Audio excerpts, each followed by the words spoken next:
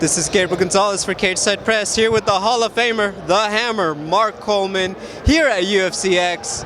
You know, I talked to Forrest Griffin, and one of the things he told me at the Hall of Fame was like, you know, when people say to him, oh, I love the OGs like Forrest, I asked him, he's like, I love the OGs too.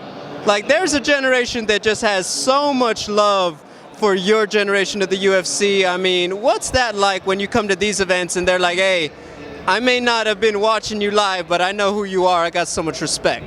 It's very, very special. I feel blessed to be a part of this from the beginning.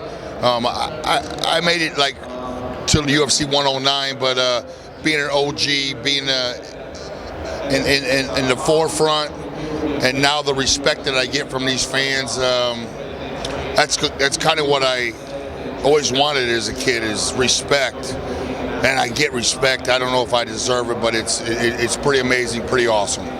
You know, when we talk about those early days, you know, obviously the production value wasn't quite there. Now we're in 4K high definition on this thing they call streaming, on this service called ESPN Plus that people could watch on their phone.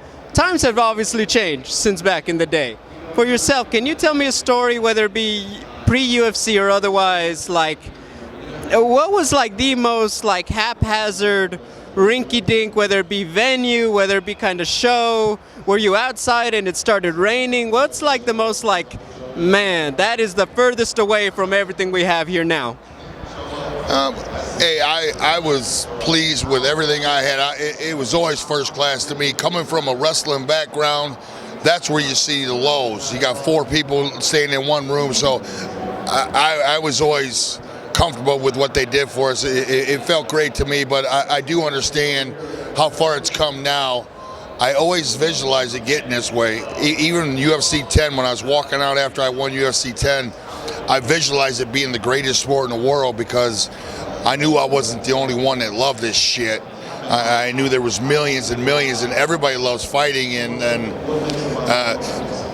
I'm pleased with the way I get treated today. They flew me in here first class, and then a beautiful hotel room, pool. I've been having a blast all weekend. Fans are amazing.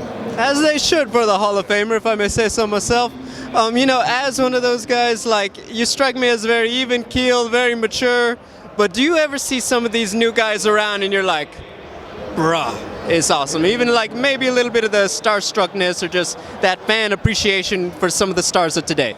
Oh, of course. I'm a big-time fanboy. I love all the champions. I've been following this sport since I left very closely.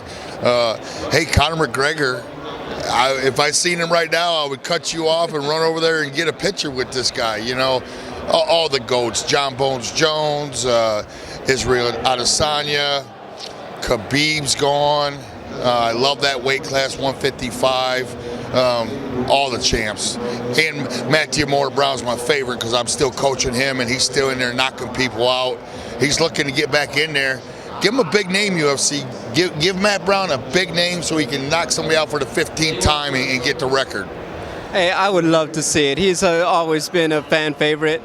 Finally, I mean, what's your message to the fans who are going to see you around the convention? Hey, the fans, you guys are the best. The best fans in any sport ever. I appreciate you.